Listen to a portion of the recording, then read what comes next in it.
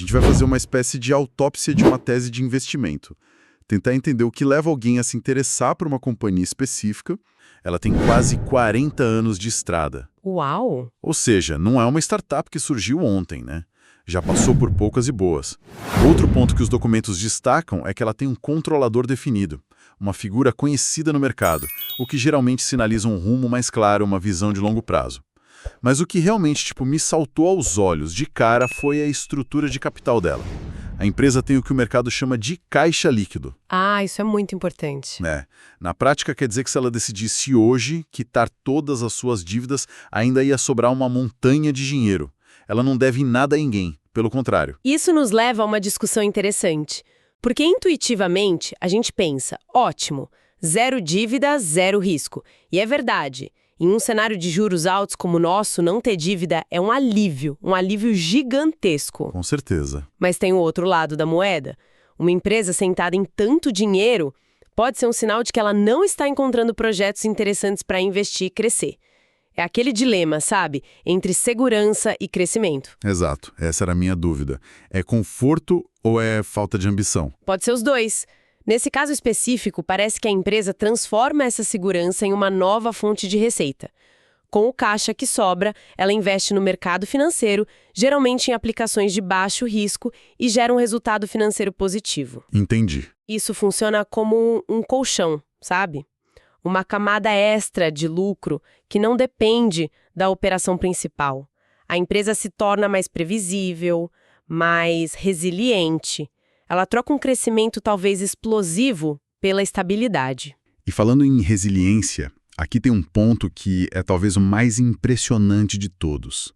Os dados mostram um crescimento consistente do lucro desde 2017. Desde 2017. Vamos parar para pensar no que foi o Brasil de 2017 para cá. A gente teve troca de governo, instabilidade política, uma pandemia que parou o mundo, inflação, juros na lua, e o lucro dessa empresa continuou subindo, ano após ano. É um feito notável, sem dúvida. Mas, para aprofundar a análise, a gente precisa se perguntar: de onde veio esse crescimento de lucro? Foi porque a empresa conquistou mais clientes, expandiu a atuação? Boa pergunta. Ou foi principalmente por reajustes de preço, repassando a inflação e talvez um pouco mais para o consumidor? Entender a qualidade desse lucro é tão importante quanto ver a linha subindo no gráfico. Crescimento baseado em volume geralmente é mais sustentável. E os materiais dão uma pista sobre isso quando falam de eficiência. Olha só esse número. A receita da empresa cresceu bem nesse período, teve uma pequena queda em 2020, o que é, totalmente compreensível. Sim, claro, em 2020. Mas o lucro cresceu ainda mais rápido. Em números, a margem líquida, que é, de forma bem simples, quanto sobra de lucro para cada R$100 de venda, ela saiu de 17,5% em 2017 para um patamar entre 23% e 24% nos últimos 2 anos. É um salto enorme. É um salto enorme, o que explica uma empresa ficar tão mais lucrativa em tão pouco tempo. Vários fatores podem explicar isso. Pode ser um ganho de escala, onde os custos fixos se diluem, com o aumento das vendas. Pode ser uma otimização de processos, usando melhor a tecnologia para reduzir despesas. Certo. Ou pode ser um forte poder de precificação, a capacidade de aumentar os preços sem perder clientes, o que indica uma vantagem competitiva muito, muito forte. Seja qual for a combinação, o resultado é o que você disse, uma máquina de transformar receita em lucro de forma cada vez mais eficiente. Certo, a empresa é uma máquina de fazer dinheiro. Mas e o acionista? Ele participa dessa festa? Isso me leva para a política de remuneração. O material destaca que a companhia anuncia o pagamento de proventos, como dividendos, mais de 4 vezes por ano. E que, historicamente, ela tem um payout elevado. Payout, para quem não está tão familiarizado, é a fatia do lucro que a empresa decide distribuir aos acionistas em vez de reinvestir no próprio negócio. E um payout alto sempre gera um debate clássico no mercado. E qual que é o debate? Pagar muito para o acionista não é sempre bom? Então, existe uma corrente de pensamento muito forte nos Estados Unidos que defende que empresas com payout alto e constante tendem a ser mais disciplinadas. Disciplinadas como? A lógica é que, ao se comprometer a distribuir uma parte grande do lucro, a gestão é forçada a escolher só os melhores projetos de investimento. Evita gastar dinheiro com iniciativas de baixo retorno, sabe? Entendi. Porém, a gente tem que ter um pé atrás ao aplicar essa lógica diretamente aqui no Brasil. Nosso ambiente é outro. Um payout muito alto aqui pode significar que a empresa simplesmente esgotou suas oportunidades de crescimento. Então o que parece ser uma grande qualidade, distribuir muito dinheiro, pode esconder uma fraqueza, que é a falta de perspectiva de expansão. Exatamente. É uma faca de dois gumes. Por isso, em vez de só comemorar um payout alto, o investidor precisa se perguntar: por quê? É por disciplina ou é por falta de opção? A resposta a essa pergunta muda completamente a avaliação da empresa. Falando em pontos que não são tão positivos, o material que a gente está analisando é bem honesto em apontar os riscos, as desvantagens. Não é um quadro perfeito, não. Que bom, é importante ter essa visão. O primeiro ponto negativo é até curioso, a demora no pagamento dos proventos. Ela anuncia várias vezes ao ano, o que é bom, mas o dinheiro mesmo só cai na conta do acionista lá para o fim do ano. Isso pode parecer um detalhe, né? Mas revela uma estratégia de gestão de caixa. A empresa segura o dinheiro o máximo que pode, otimizando o próprio capital de giro. Faz sentido. Para o investidor de longo prazo, que reinveste tudo, talvez não faça tanta diferença. Mas para quem depende daquela renda para pagar as contas, esse descasamento entre anúncio e pagamento pode ser bem incômodo. Imagino. O segundo ponto negativo que as fontes levantam é a dificuldade de comparação. A empresa atua num segmento muito particular, um nicho. Com isso, não existe outra empresa de capital aberto no Brasil que faça exatamente a mesma coisa. Fica difícil ter uma régua para medir se o desempenho dela é bom, ruim ou mediano para o setor. E essa falta de um par listado na bolsa torna a avaliação de preço muito mais complexa. Um analista não pode simplesmente olhar os múltiplos de um concorrente para dizer se a empresa está barata ou cara. A análise fica mais subjetiva. Muito mais. Você depende quase que exclusivamente das projeções da própria empresa e da sua confiança na gestão. É um voo com menos instrumentos, digamos. E essa atuação em um nicho nos leva ao que talvez seja o risco mais pesado de todos. Por ser tão especializada e focada, a empresa fica extremamente vulnerável a mudanças regulatórias. Assim. O material usa uma expressão ótima, o risco de uma canetada do governo. Esse é o calcanhar de Aquiles de muitas empresas de nicho. Uma única mudança na lei, um novo imposto, uma nova regra de operação, e todo o cenário pode mudar da noite para o dia. É um risco enorme. Por mais eficiente e bem gerida que a empresa seja, ela não controla o ambiente regulatório. E como o negócio dela é muito concentrado, o impacto de uma mudança negativa pode ser devastador. Não há outra linha de negócio para compensar uma perda. É o preço que se paga pela especialização. Entendido. Agora vamos olhar para o futuro, com base nas projeções que os analistas fizeram. Para 2026, a estimativa é de um lucro de 602 milhões de reais. Certo. Isso daria um provento de R$ 1,05 por ação. Usando o preço de compra que a fonte menciona como exemplo, isso representaria um dividend yield de 10%. 10%? É um retorno bem gordo. Muito. Um yield de 2 dígitos é sempre um chamariz, né? Em um país com o nosso histórico de juros, receber 10% de retorno só em dividendos de uma empresa com esse histórico que a gente descreveu é, sem dúvida, muito atraente. Mostra que o potencial de geração de caixa continua forte. Pois é, mas aí a gente olha a projeção para 2027 e a história muda um pouco. A previsão é de um crescimento mínimo. Ah, é? O provento por ação subiria só para R$ 1,07, mantendo o yield ali nos 10,18%. E aqui surge a crítica. Um crescimento de proventos de menos de 2% ao ano provavelmente vai perder para a inflação. Com certeza vai. Isso não é um sinal de estagnação? Um sinal de que a festa pode estar acabando? Essa é a discussão central para empresas mais maduras. Um ano de crescimento baixo não é o fim do mundo, sabe? O importante é diagnosticar a causa. É um momento pontual, causado por um investimento maior que vai dar frutos lá na frente. É um ciclo de mercado. Ou Ou, e essa é a grande preocupação, é um sinal de que o mercado dela saturou e não há mais para onde crescer de forma relevante. A crítica totalmente válida e joga luz sobre aquele dilema que falamos antes, a segurança do presente versus a incerteza do futuro. Muito bem. Analisamos o histórico, a gestão, os pagamentos, os riscos e o futuro. Acho que montamos o quebra-cabeça. Chegou a hora de virar a última peça. O momento da verdade. A empresa que a gente dissecou até agora é a Odontoprev. Odontoprev. Para dar todo o contexto dos materiais, a análise partiu de uma operação específica. A compra de 300 ações a um preço médio de R$ 10,51. Um investimento total de R$ 3.153.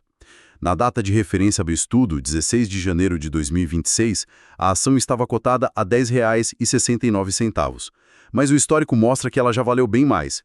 Passou dos 15 e chegou perto dos R$ 20 em outros momentos. Agora, com o nome na mesa, tudo se encaixa. A Odontoprev é a líder absoluta no seu nicho, o de planos odontológicos. Isso explica a falta de concorrentes diretos na bolsa. Exato. Explica a resiliência, porque planos de saúde, de certa forma, são vistos como um serviço essencial.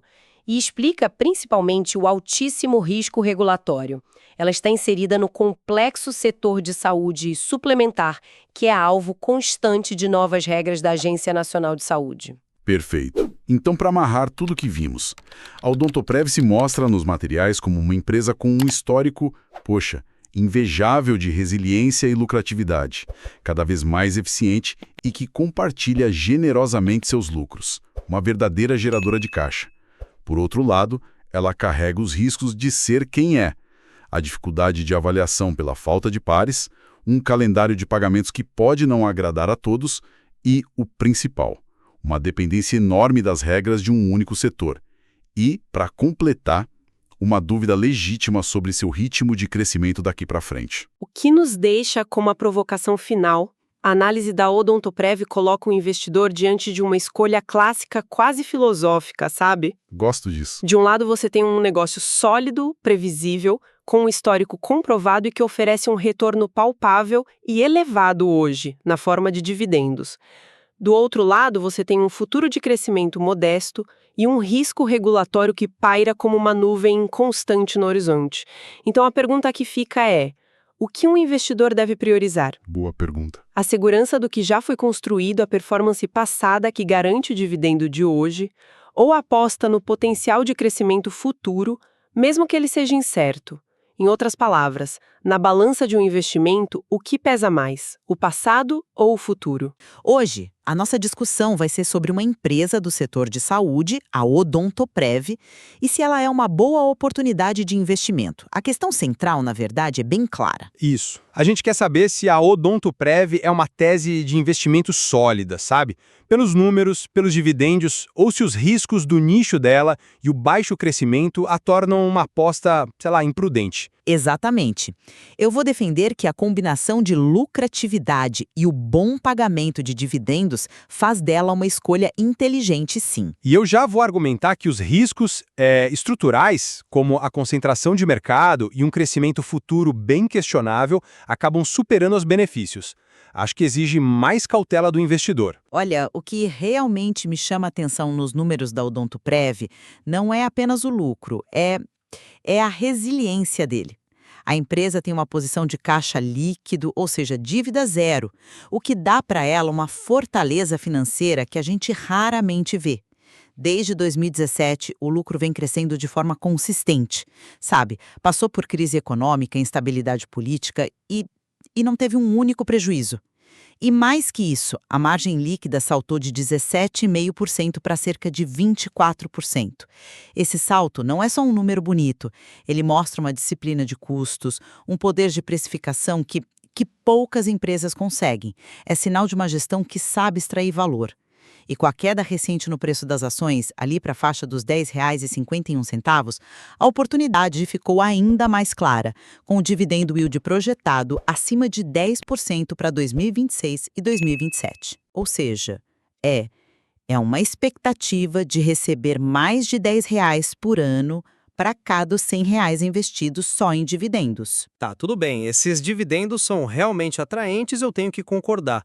Mas assim, o que me preocupa não é a foto de agora, sabe? É o filme do futuro. Quando a gente olha a projeção de crescimento para 2027, ela é mínima, talvez nem supere a inflação. Isso, para mim, já levanta uma bandeira vermelha sobre a capacidade de valorização da empresa a longo prazo. E, além disso, a gente está falando de uma companhia que atua num segmento muito específico. Essa falta de diversificação a torna vulnerável demais a qualquer mudança regulatória do governo. É um risco que não dá para ignorar. E tem um ponto prático que, olha, me incomoda. Os proventos são anunciados durante o ano, mas eles pagam tudo de uma vez só lá no final. Para o fluxo de caixa do investidor, isso não é o ideal, né? E por último, é um modelo de negócio muito difícil de comparar. A gente não tem outra empresa de capital aberto no Brasil focada só em plano odontológico. Então o investidor fica meio no escuro, sem um parâmetro para saber se o desempenho é bom ou ruim. Você toca no ponto do crescimento, mas para o investidor focado em renda, um rendimento de mais de 10% não compensa um crescimento mais modesto. A solidez e esse histórico todo de lucro crescente provam que a empresa é um porto seguro para gerar renda passiva. Desculpa, mas esse argumento para mim não fecha. E o motivo é simples. Um dividendo alto hoje não garante o valor do seu patrimônio amanhã. Um crescimento projetado tão baixo é um sinal de alerta de que o negócio pode estar estagnado. Isso pode transformar o que parece ser um investimento de valor numa armadilha, sabe? O investidor recebe o dividendo, sim, mas o valor principal do investimento dele não se valoriza ou, pior, pode até diminuir com o tempo. Qual a vantagem nisso? Sim, mas veja o risco por outro ângulo. A posição de caixa líquido é um escudo muito poderoso. Não só protege a empresa da volatilidade da economia, como permite que ela ganhe com os juros sobre esse caixa, o que fortalece ainda mais o resultado. Num país com juros altos como o nosso, isso é uma vantagem competitiva enorme. É uma vantagem sem dúvida, mas, olha, nenhuma solidez financeira do mundo protege contra o risco regulatório concentrado. Uma única canetada do governo ali no nicho dela pode acabar com essa vantagem rapidinho. A dependência de um único segmento, por mais eficiente que a empresa seja, é o calcanhar de Aquiles dela.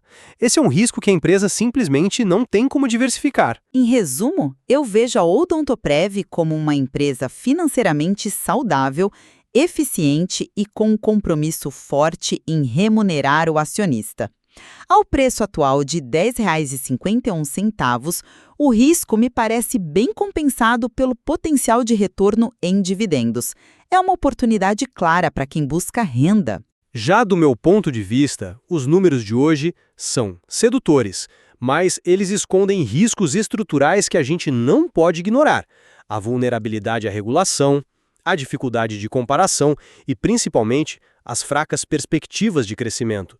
Tudo isso exige uma análise muito mais cética. O dividendo pode acabar sendo só um prêmio de consolação por um ativo que não sai do lugar. Bom, a avaliação da Odontoprev expõe um dilema clássico para o investidor, né? Priorizar a segurança e o rendimento de agora ou buscar um potencial de crescimento futuro? Esse estudo não constitui nenhum serviço de análise ou recomendação. Este é um mercado de renda variável, bolsa de valores, onde o risco é inerente, toda e qualquer decisão é de cada investidor. Um abraço e até a próxima!